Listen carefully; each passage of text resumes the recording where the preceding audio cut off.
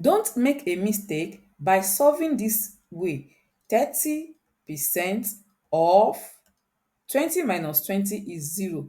So 30% of 0 is same thing as 30% times 0, and that will give 0. This is wrong.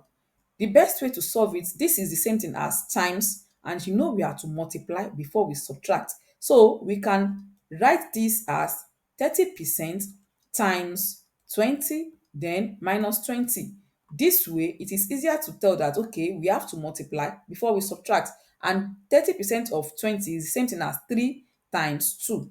How? When we say 30%, 30% is the same thing as 30 over 100, then times 20, then minus 20. This 0, we cancel this 0. This 0, we cancel this 0. Then 3 times 2 will give 6. So this will be 6 minus 20. So whenever you see any number like this, a percentage that has 0 and of another number that has 0, just multiply the numbers and take away the zeros.